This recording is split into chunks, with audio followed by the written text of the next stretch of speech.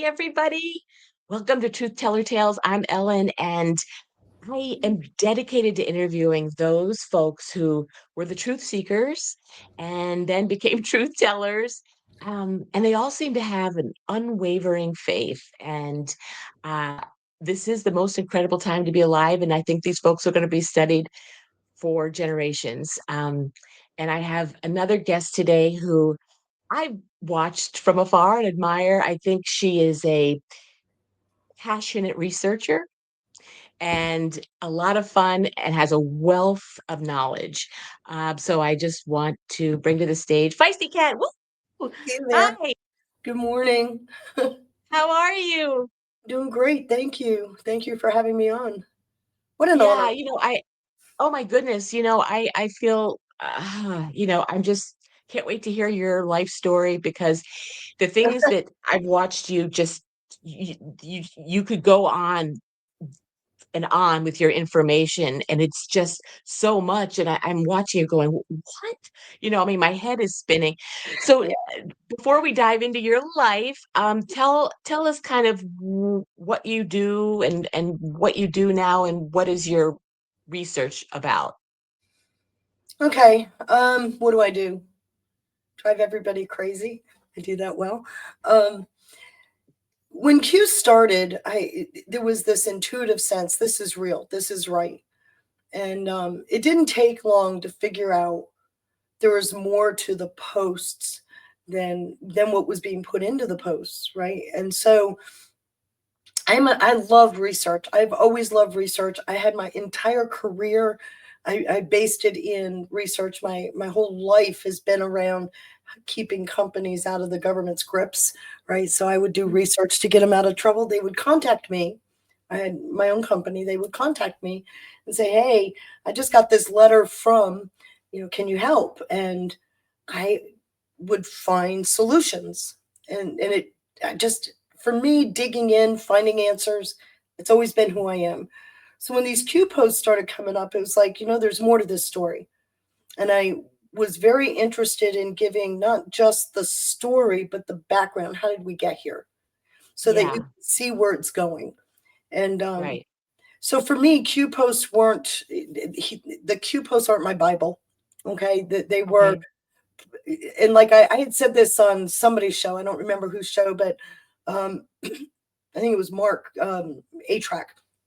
Hmm. I toe tagged a bunch of rabbit holes that I'd already been in and said, okay, put those to rest. And I started prioritizing the rabbit holes I was in, and I saw them pairing up with the Q posts. So I knew there, I'm Q guided, Yeah, independent researched. So the story that been unfolding is just an incredible story about how there's this globalist leviathan trying to retain power and control, and the the chairs, if you will, the heads of state fighting back. And it is hmm, the coolest story ever, if you ask me. I, yeah, yeah, we've lived through some pretty tough times. It's that the back and forth has been tough, but to watch the globalists lose is just the most incredible thing to watch.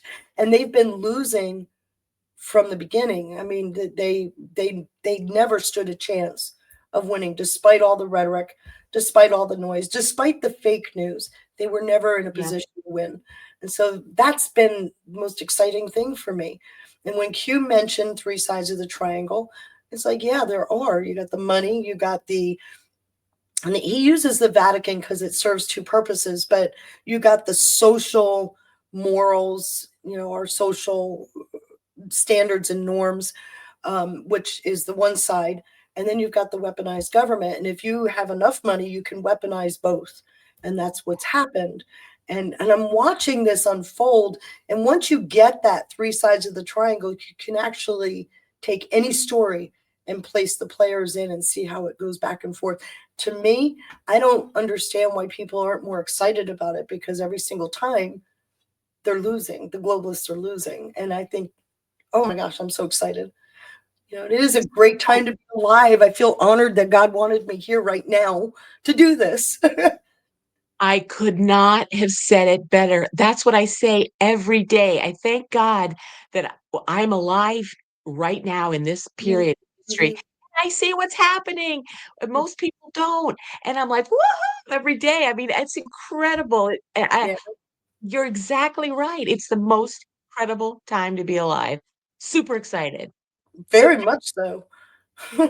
I want to hear your story. I'm really looking forward to that. So let's just start at the beginning, like At where the you beginning, I was were born and born. yes, where you were born, your childhood, all that. Okay, I'm from North Central New York. No. Um, I was born 3 months early at a time when there wasn't a Wow. thing called neonatal, and my grandmother and my mother fought the doctor. They had suggested to leave me in the back of the nursery and let me just die because I was born obviously with failure to thrive. And I Wow. beat the odds. A month later, I was born very, very tiny, of course, 3 months early. I came out of the hospital very fat at 5 pounds a month later, 5 weeks later. And that was my beginnings. There's a picture of me, my father, of course, he was a big man. Um, my father's holding me in his hand and my feet are hanging off his fingers and my head is resting on his wrist. He was, this isn't a fair depiction because I'm a lot smaller, but my father Right. at 6'6" was, he had a large hand, but still there's that picture. And yeah, I was always, my grandmother, when my grandmother passed away in 74, she had said to me, you keep going. God's got a plan for you. There's a reason why you had to survive. And it's like, yes, no, not yes, and I, Yeah. oh, I don't want to cry, but, yeah, it was, she always said, there's a reason for you to be here. And I'm like, well, I wish he'd tell me, you know? Yeah, Oh, you're doing it. You were literally born feisty. yes, yes, that's what, several members of my family have made that comment. It usually comes with another, word, begins with B, and it's not buddy. But That's but okay. We've all been called that here and there. right, but still, I mean, yeah, I grew up on a farm, a Okay. very large farm. We used to grow produce for Sara Lee, which No way. they had a factory down the road from us. We grew their produce. And of course, by the 70s, a lot of that started going away. And in the 80s, a lot of it went away. And the town I grew up in, which was very much an industrial town, was dead. The average age was like 64. It was a dead town where it was thriving and vibrant. It completely disappeared by the 80s. Um, and now, I mean, it's sad because you drive Yeah. through and it looks dirty, dusty, old, unkept because it's just there's no hope there anymore. So Wow. it is a sad story for that. At the age of 17, I joined the army. Oh Um, my goodness. Wait, before you get there, because I want to hear that. Go back and tell me about, do you have siblings? Were I you had a two sisters. troublemaker? Were you I was not the troublemaker. I'm the oldest of three. I have two sisters. Um, at a very early age, I was responsible for a lot of what was going on in the house. My mom and dad split up when I was 5. oh wow. So I was pretty much in charge of taking care of my sisters a lot. Hmm. I was cooking, I was, taking care of things. Um, I was not a troublemaker. I was the bookworm, actually. Yeah, I was the one that came home, that dorky kid with the stack of books. I would do my homework and then I would read. I read a book a night. In fact, one of my teachers didn't believe that I read that much and went and questioned the librarian because she would stack books aside for me to read. I read a book every night because it was my escape. It was my way of see, I never envisioned that I would ever see the world, I would ever be able to travel. I never envisioned any of that. So I would bury myself in books as a way of learning about the world, learning about history, learning about what people do in other parts of the world, and it always fascinated me. Of course, I sucked at history in high school, but I couldn't deal with it. But I That's crazy. loved reading. I always did. I always, when somebody would make a comment, I would say, "Well, how is that?" And I'd go get a book. I was the bookworm. That's I awesome. And then being the oldest one, were you since your folks were split, were you the stabilizer for your sisters? Did I you don't go think have there's to go such a back and thing. There's not such a thing as a stabilizer, to be very honest. Everybody has their own avenue. I was the one that made sure, in a sense, maybe stabilizer, but I made sure we ate. I made sure the house was clean. I was made sure the laundry was done, that kind of thing. I was the fixer in the background. I tried to stay out of, because I have one sister that loved the chaos, and I was not going to be a part of that. I'm not that person. I'm actually quite boring in a lot of ways. Um, I was not that person. I did my homework. Um, in fact, I really did my homework, and I struggled with some things, because we're from. And I'm sorry, my cat won't leave me alone. Um, I struggled. I'm that B struggled student. how? Well, I'm that B student that worked for my B, never quite got the A, right? Oh, Never quite could get there. But I also grew up in an era where children from a single parent family weren't expected to be much or do much. interesting. So, the 60s were tough for a child like that. Um, Still, here we are. I now have 2 degrees. I graduated with honors in both of them, and I never expected that. That was a shock for me, to be Wow. very honest. Well, I can't wait to hear all of that. So then in high school, so obviously you must have followed that same pattern where you were studious and trying. So then what made you take the path at 17 Because to I, join the I was military? in high school, I wanted to take um, advanced classes because I was bored. Okay. And I was Oh, told wow. by my um, guidance counselor, well, you're not the type that's going to make it to college. We need these classes for college kids. So I wasn't allowed to What? take chemistry, trigonometry, any of those classes. My high school education ended at algebra, and so I was shut out from a lot of that stuff. And when he said kids like you, it hit me hard because there's an Yeah. obvious stereotype. There's an obvious, kids like me. We're going to grow up to run the streets and do drugs, and I've never done either. So I mean, so it's just it was that realization that I wasn't the type of kid that was going to be allowed to succeed. So for me, the answer was I need out of here. I need more. And so I joined the army because I thought, wow, I can travel. I can, get an education. I could do all of these things. So I signed up at 17. Of course, it was a deferred entry. I didn't actually go in until I was 18, to basic training. But yeah, it was my answer to the stereotype of a small town of less than 6,000 people. So I just Wow. that's how I did it. That's why I did it. And how was that experience for you at that I tender age? loved the army. I absolutely loved it. I very much, and I don't have a problem with structure. I don't have a problem with routine. I mean, you grow up on a farm, you have that in spades, right? You've got to get up, Right. you got to feed the livestock, you've got to make sure that the produce is ready to ship.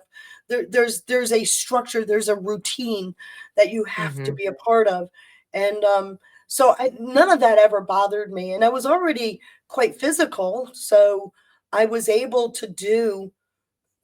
I kept up with the standards. The problem I had was I was short and skinny, so I was underweight, and I had to gain weight to stay in.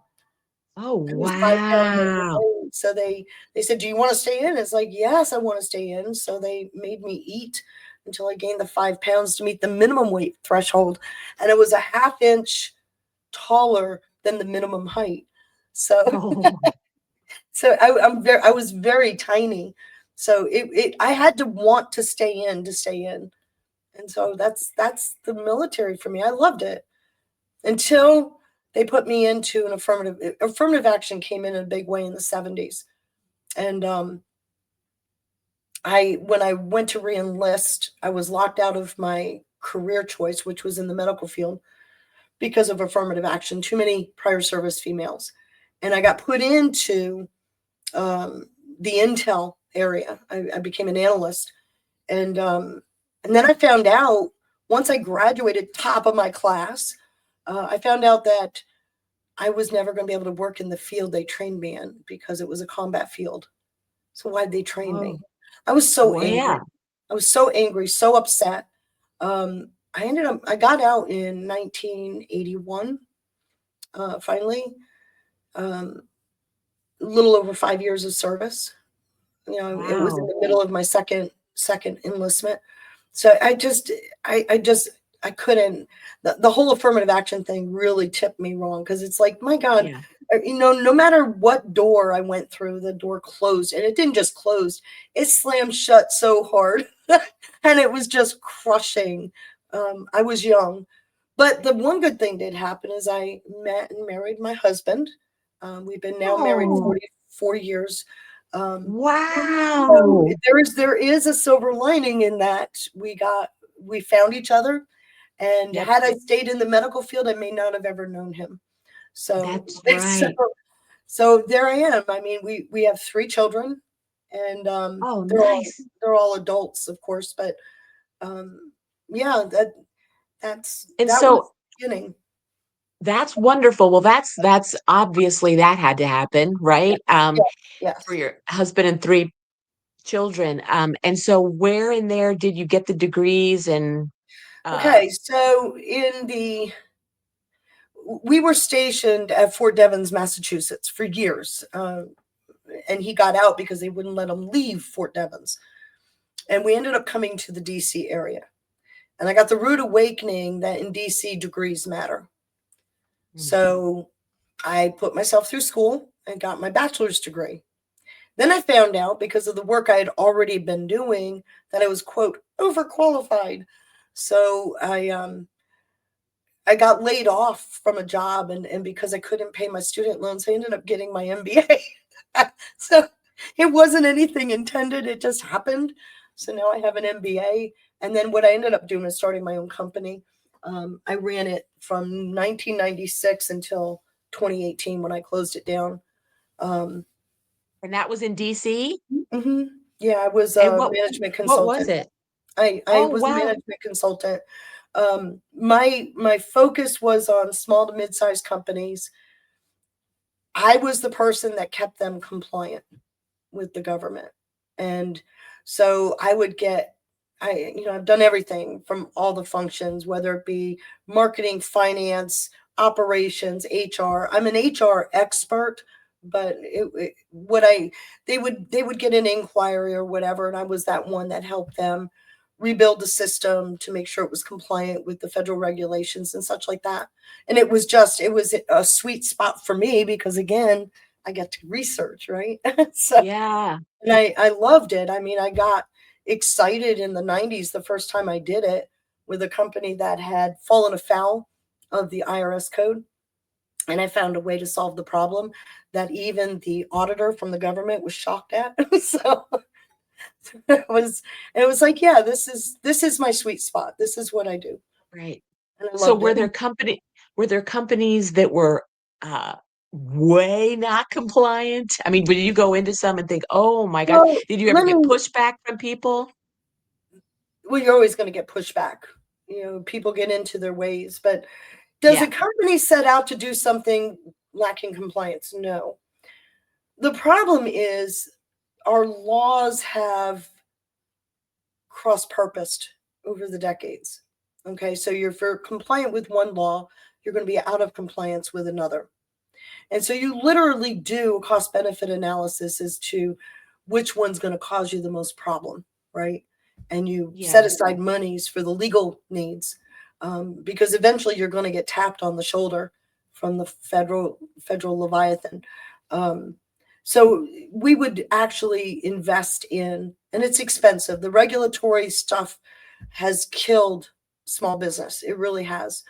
And which is why I enjoyed the avenue that I took as a management consultant, because they knew the small to mid-sized business didn't have the wherewithal or the financial ability to fight them. And then I would come in and go, yeah, wait a minute, wait, let me show you. And I won a lot. I lost a couple little ones, but most often I won. And it felt good. It felt really Yeah. good to just kind of punch back. Do you know what I mean? And so Yeah. I did that for a very long time. I loved it. It was my favorite job ever. I mean, that's so wild to me though, because what it sounds very lawyer-ish what you were I'm not a doing, but you're lawyer. not. I know. I'm not a lawyer. A lot of people think I am, but it does require understanding the legal stuff. I've worked with many lawyers over my career, um, and I've enjoyed it, but I'm not a lawyer, and I'm not Yeah. a finance expert. Although I have a minor in finance, and I'm very good at it. I liked the more dynamic side with policy people and that kind of thing. So that's where my career focus has always been. And I had friends who were lawyers, so I could say, look, this is what I'm thinking. Am I on the Mm-hmm. right path? So, I did have that ability. I could tap in, but for the most part, no, I just would read the law very Mm-hmm. carefully and look at the regulations surrounding that law for enforcing it and go, wait a minute, here's a hole. And I would exploit it. And I Mm-hmm. most often was successful. I And can and tell you a so story. One of my favorite stories. Do you want yes, it? please. So Yeah. I had this small roofing company that had a big problem with the IRS. They hadn't been able to pay the payroll taxes, so that's a big deal. The day I walked in, there's an auditor from Department of Labor right behind me. I'm like, okay. And I said to him, well, I'm here. This is my first day here. Can we reschedule? He said, yeah. And he gave me a month. Well, as I looked into it, the company hadn't been doing I-9s. So I knew the IRS issue got tossed over the wall to look at a labor issue. It's a blue collar, type company. So they were looking for illegals on the payroll. As I'm looking into this, I'm realizing what they did that got them in trouble. They roofing is a seasonal kind of work, right? You do it in the Mm-hmm. summer, you don't do it in the winter when there's ice and snow. And what Right. they did is any hour worked over the 40 hours, they parked them so that in the winter they could still get a paycheck. So it was a benevolent thing, except that it was illegal. You can't pay on, non-exempt workers in that manner. So going through the Fair Labor Standards Act, I found a loophole. We're in a tri-state area, Maryland, Virginia, DC. And I said, okay, everybody, get me your your driving records from DMV. Those that didn't have a driving record that the insurance company would accept, I paid them out. Those that did, I made them exempt and put their butt behind the wheel at once every 90 days to keep their exempt status and drove them across state lines. When the auditor came in, he was like, damn, I can't believe you did that, because it was perfectly legal what I did. So it got them out of the IRS issue. And of course, then I had all the I-9s and they had all the I-9s that got them out of the I-9 issue. They walked out the door shaking their head. And I was so proud to be the person that pushed back. It was Yeah. like the best day of my life. And it spurred me. And I've been doing that ever since. That is so fascinating. So while you were talking, it made me think, so because of your path, your story. So back back I want to back up a little bit. Were your parents eh, conservative in did you have that influence of that? Actually, my I whole mean, what was family that were like? Kennedy Democrats. Oh, Yeah. There's a good portion of the family is now conservative, but when I was growing up, no. And I haven't been influenced by my family since the 90s. You know, we moved to DC the late 80s. We don't get to New York very Mhm, often. mhm. Do So they still have does your family still have the farm? no, no, no, no, no, no, that they sold that in the 70s. Okay. That's just so interesting. So are your sisters feisty like you, would you say? Or are you They can be. Mhm. I they're yeah, they can be. I Not can't as imagine the because I can't imagine their conversations because you're pretty most people are pretty truthful and raw with sisters, and you have so much information. I mean, what do they think about, the information? Do they hear you with this different I've things that you got one sister who says, "Well, you're too smart for me." I got another sister that says, "I'm so proud of you." So, I mean, Oh, yeah. it depends on where they fall that day, I guess. I don't know. Right. Yeah. They're both conservative, but none of us Okay. live in New York. Okay. And So then and then so after your business, that you finished up that, then what where did your path take you? on my butt in a chair behind a keyboard. And how did that start? How did that transformation shift? I was already looking into the Q stuff. I was already doing podcasts. Well, We were tell on me how that YouTube. started. Yeah, please tell me how that So started. in 2017, right after Q started, I knew they were real. So of course I went looking for anybody talking Q, and I found some YouTube channels and such like that. And I got involved with Patriot Soapbox. And before I knew it, I'm not real sure how it happened. I was the person in the background whenever whoever was on air would be talking, I'd be dropping the research for them to use. And next thing I know, I'm uh, I'm doing a show. By June ish, I started doing a show. They forced me to do a show. I kind of got tossed out of the movement by November, and I just kept doing my thing. I didn't need anybody's show, so I kept. We have a Feisty and Friend. We had a Feisty and Friends channel on YouTube, and we would record and then post. And I did that until my YouTube got nixed in 2020. Um, Mhm.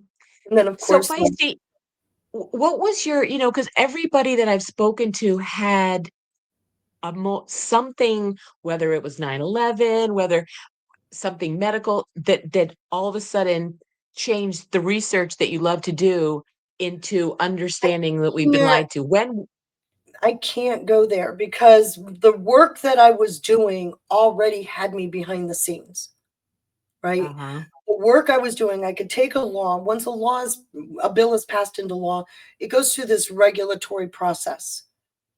And that regulatory process already knew was corrupt. By the time 9/11 came along, it's like, yeah, I already know what's going on. And I knew it was an inside job. I knew that somebody inside a government, there had to be a pairing up. It's a foreign and domestic issue. I already knew that. I'm not going to get into whether or not they're planes or whatever because I don't fly that line, but um, it was obvious to me that there was a pairing. But I'm going to just point out in the 80s and in the 90s, there were a lot of things that happened that point out that there's a problem, an international global problem. When you start out with, not only was Kennedy shot in 63, but go into the 80s, you had the Pope and Reagan shot in 81, and you've got Anwar Sadat murdered in October of 81, and then you've got Yitzhak Rabin was murdered in 95. What did they all have in common? They were all looking for peace, and peace is not something you're allowed to have. So it Right. was already there for me. So did 9/11 change anything? No, it emboldened me. I So knew what we were looking at. here's what's fascinating to me, Feisty, is because I grew up outside of Washington, DC, and I go back uh there, and it's everybody. 95%, I think, can't see any of what you're talking about, are very, Right. very liberal. How and, you worked obviously for companies that must have been of that ilk as well. How are you so not of that and then you could see you had to have been surrounded by a narrative that you knew wasn't true, but Oh still yeah. happening in DC? Yeah. Well, you dance a fine line. I've always prided myself with staying focused on the issue in front of me. It doesn't enter into politics when you do that, Yeah. and solving the problem in front of me. And I became known as the person that could solve those problems. So I would get in and get out. And the good thing about owning my own company is I could sit in my home office. I didn't have to be bombarded with the liberal think. You know what I mean? Yeah. But I was becoming. I mean, my clientele was all word of mouth because I provided results. So my politics didn't really come into play. What's fascinating, Feisty, is though people are why didn't it penetrate your thinking? I mean, the people up How did there I stay that are shielded? Is that yes, the because armor, I, I mean, I knew what something the truth was? I'm for me, it's a very simple prospect. I believe in God with everything I am. And I knew God was not the um, source of the fear, the hate, the murders, the craziness. So for me, it was a clear distinction. And my purpose in life has always been to make sure that we're on the right side of truth. I'm yeah. and if it's solving a problem for a company or doing a podcast explaining how we got here, the purpose is in making sure, okay, here's the whole story. You get to go where you want to go with it, but I'm going to give you the whole story. And it keeps you grounded when you do that. Yeah, and and I wanna touch on this more later on, but the God element Mhm, is the common denominator with everyone I speak with, you know? mhm, Um, but before I want to dive into that more, I wanna go back. So, you were already doing podcast and YouTube, and then, eh, and so what was that transition like? It was taken down, and then you went on your own, and mhm, was your how did that transition and really was your goal, obviously, which you just said, was to get the truth out, and mhm. how did that transform So, and of course, I have no Twitter. I have no YouTube. Basically shut out of all conversation. Didn't stop my research, but I couldn't get it out. Started a why were Telegram you channel. why were you shut out, Feisty, do you think? Well, when you have no microphone, all I had Patriot Soapbox got removed from there. I had my Twitter. It was so shadow banned it wasn't funny. But when that Wow. opened up, I tried to put out as much as I could. That got taken down. I had my YouTube where once, sometimes twice a week, we would do a recorded show and push it out. Didn't do live shows because we didn't want YouTube to take it down. Well, they finally took it down. Um, I had Telegram, and people joined my Telegram channel. It's not a very big one. I've only got like 1,500 people in there. Not an Mhm. influencer in that sense. So Right. um, I just kept telling the story on Telegram. I figured it's a very simple thing for me. If it's supposed to get out there, God will find a way. My job Yeah. is to be there and ready when He does. Never Yes. thought it would get to where we are today, where I'm doing my own shows again, but still, here we are. Um, it's obvious that my story or the research I've done is actually better served now than it was 4 or 5 years ago. Yes, it is. Nobody was And listening then, right? no. Now people No. are more interested. Yes. I think the narrative is shattering just a bit by bit by bit, and so you're able to get in there more. And so what area of the truth, I have heard you speak about um, the journey of the Catholic religion. What topic really were you most passionate about to learn about and then get the truth out? I will have to say it's the Vatican side of the triangle for a number of reasons. One, I love sociology, and it's very much a sociological research project. So that is a key thing of it because it's our social norms, right? Our morals, our values. Right. It's our social norms. And I've always, as a change management expert, this has always been something that excited me. So, and the Vatican side of the triangle gives you that. Like I said, they use Vatican because it serves two roles. It was weaponized because the Vatican, as you know, is a country with a chair Right. that can be Yeah. leveraged, and they use the Vatican Bank to do that.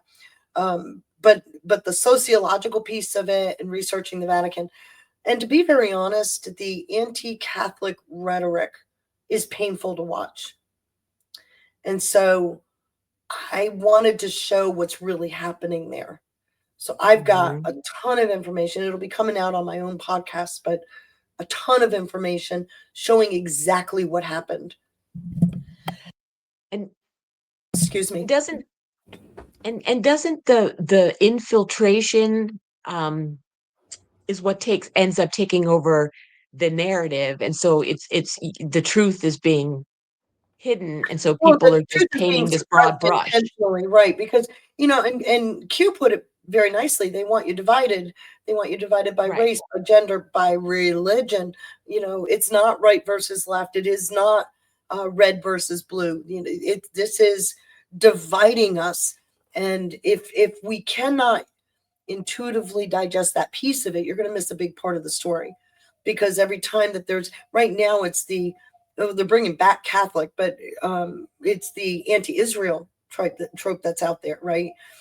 They want Mhm. you divided for a reason, Mhm. and the Right. more divided you are, the less you see the architects of that division because you're too Right. busy arguing. So, uh, for me, it was, there's a really cool story over here, a really cool story that Mhm. is so edifying and so great to see. It is the first side of the triangle to collapse. It started in 2011.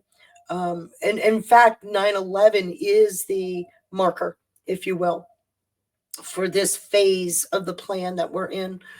It was a 9/11 marker, and I've done it many times. I can walk you through that whole timeline of the 2000s and into the 2010s and show you that this has been a systematically implemented phase.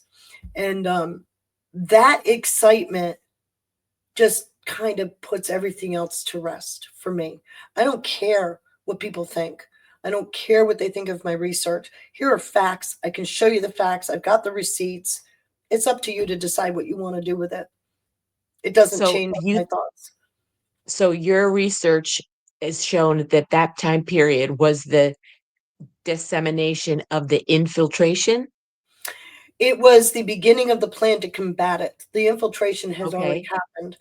Um, Yes. all you have to do is go back in history to see that from 1913 to now, actually before that, but still 1913 to now, there's been a steady erosion of our own governance. Mhm. Since the 9/11, there's been a steady erosion of the globalist ability to control that. And it's been Mhm. fascinating to document and show. The timeline will just it brings tears to my eyes because it proves that there are a lot of good people doing hard work. I don't think we stop and say thank you enough for them. And don't you feel like there's so many that we don't have no idea what You're their never names gonna are? know. The players they're not looking for kudos. They're not ego driven. They Right. got one goal in mind, and that's to save this country. Because it's true, if this country goes down, purple revolution, this country goes down, the world goes down, and we'll never stand again. So this was the precipice the entire time, was to save this country. And so when you've got principled, committed people working towards that goal, it isn't about you saying hi, thank you, or giving them kudos. This is about reaching that goal, and they sleep at night knowing they're a part of the solution. How awesome is that? And so, what's interesting to me, so when Q came along and you said it wasn't your Bible of what you were, but you saw it was, did you see it different? Was it different to you? Did you see it as some different sort of roadmap than you've seen before? That's what got me um, connected to it so quickly is okay, so the Socratic method is interesting. Don't you agree? You can take it Mhm. any way that you're intending. If you need to take it as a negative, it'll be negative. If you need to take it as a positive, it'll be positive. But if you take it without emotion, there's a completely different story. And Mhm. that story is worthy of being told. So the first thing Yeah. you got to do is put your bias to the side and Yes. start to realize that these are triggers into pieces of research, and I've found a lot of it. I often think, Q said it's a 60-40 proposition. We were going to know 40%, and that was negotiated, if you recall. It was an 80-20. um, Mm. I often sit back and I think, I know I don't know 40%, and I'm overwhelmed with whatever percentage I know. Yeah. I can't imagine being in the room with the 100%ers, right? I just can't. I mean, Yeah. because it's so much. It's overwhelming to even think about it, because you just go, oof. It's so Yeah. much information. What I do know gave me the absolute assurance we're going to be okay. It's going to take, there's going to be some tough times, but we're going to be okay. Mhm. And our job is to get that information out there, Yeah. to keep people from going off the ledge.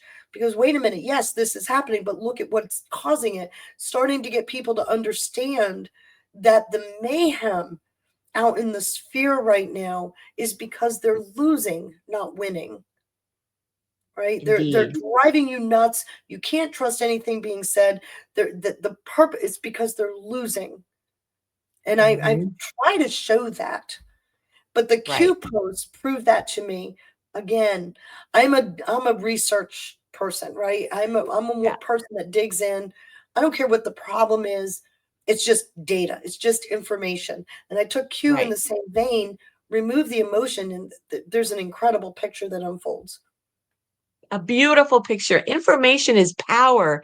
I mean, Mm, knowledge, as opposed to just, and I think, and this is just me thinking that we've come into an era where information is on your phone and people just believe the 10 seconds that they see without yeah. research. And I think they're trying to, the good guys, change that mindset so that people don't believe everything. They're making certain things so ridiculous, Hmm. at least to, Well, you would think with the level of absurdity, people would go, wait a minute, because yeah, the stuff out there right now is so absurd that so it can't be absurd. true, right? It's just Yeah, so absurd. But no, I think people are addicted to chaos at this point. yeah. And And I'm so, not that person. I'm not. My no, mindset, my whole persona. Believe it or not, a lot quieter than people think, and a lot less feisty than people think. But yeah, I'm not one of those chaos people. I look at it and say, okay, if this is happening, what's the trigger? What's happening that's causing this to happen? And when I find it, it's like, oh, isn't that cute? Like the shutdown, right? The shutdown. What a beautiful story this is. Yesterday, Trump put yes. out, we got to get rid of Deadwood. Today, he releases Russ Vought. Russ Vought put out a memo on the 30th. This goes back to the Schedule F. The Schedule F is listing a bunch of selective, right? The senior executive service, listing them as Hmm. Schedule F employees, which what makes them at will, which what puts them in a position to where they can be fired. And so here we're watching it in real time, cleaning out the deep state. And the what triggers it? A shutdown that both sides wanted. Yes, and they're blaming the Democrats actually Well, for it. they So, I can't mean, blame the Democrats purposely were moved so far left that yeah, it was intentional to do that, to get, because they yes, have a lot of communist sympathizers within, Marxist sympathizers within the Democrat ranks. So that was an intentional thing to do. Mhm. But what we're watching right now pits that reputation, right, of far left, extreme far left, anarchist driven type Democrats against what the normal sane world would want. At the same time, it's like we'll leverage that.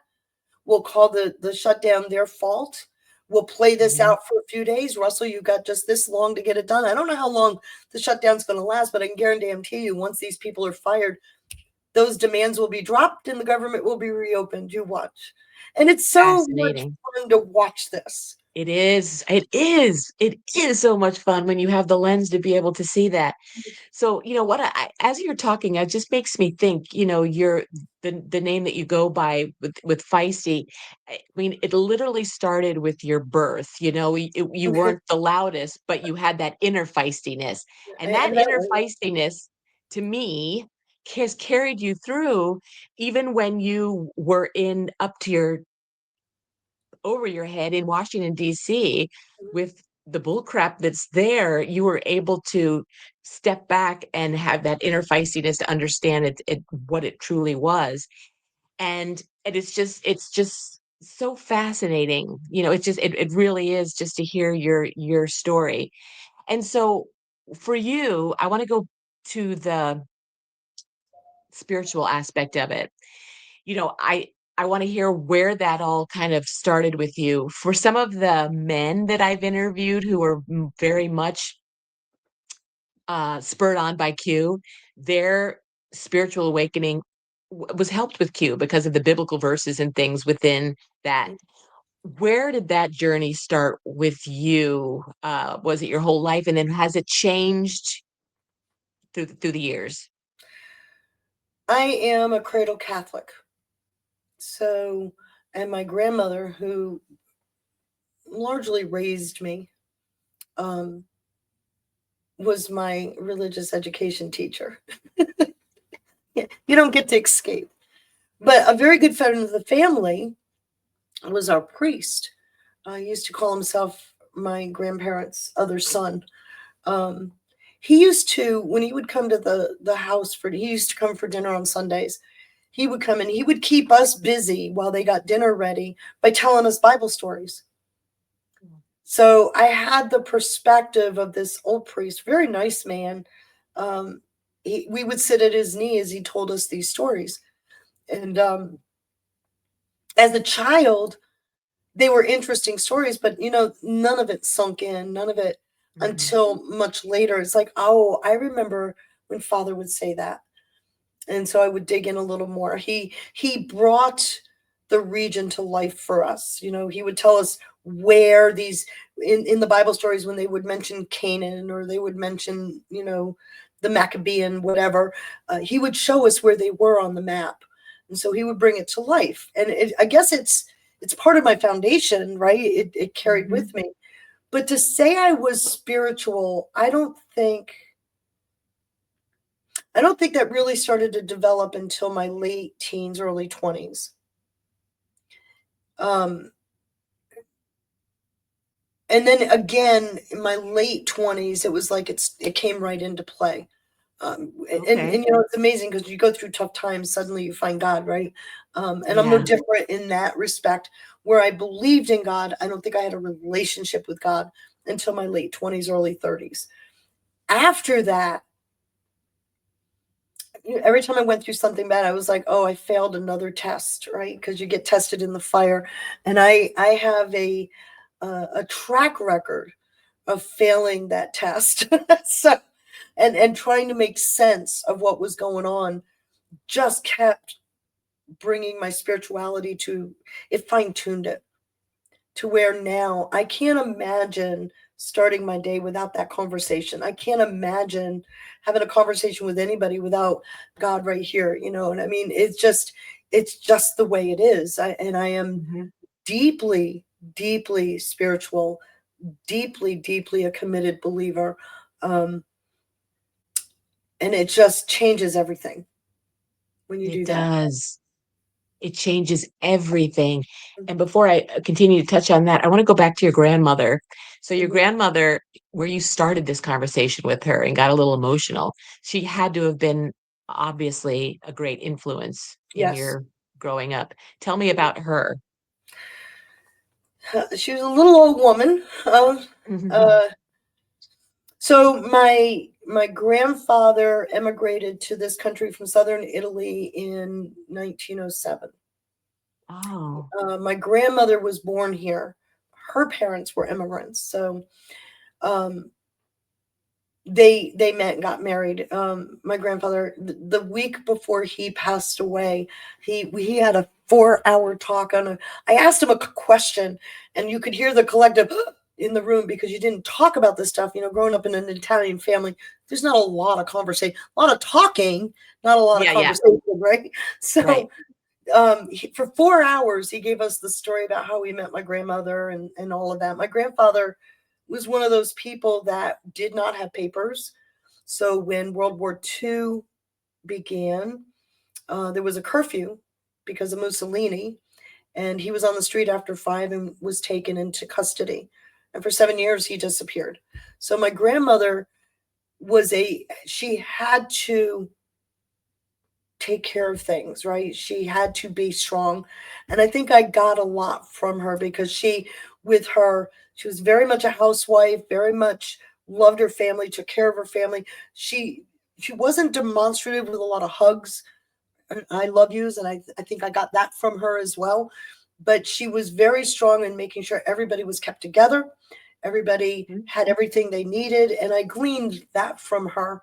Her strength came out in her actions, and I gained a lot from that. I am not a real demonstrative person. I'm not, I do love people deeply, but I show my love with what I do, and that's Yeah, I got it directly from her because when you can do that, when you focus on that part of it, again, you get to remove the emotion and you stay solving the problem is it stays the main focus. And I can see where I got that.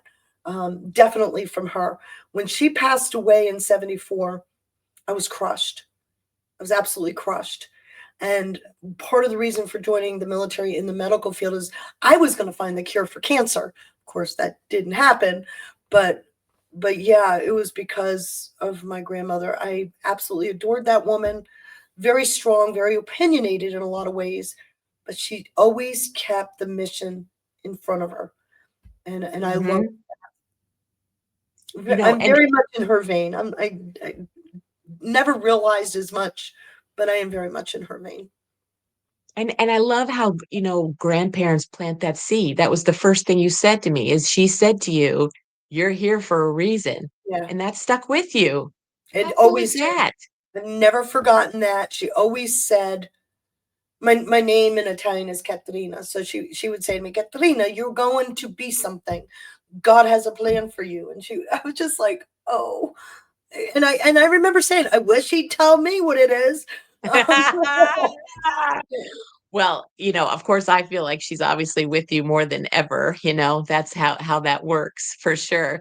Um, and so at the very end here, I can't agree with you more about how you couldn't imagine doing this without your spirituality and your no, connection to you God.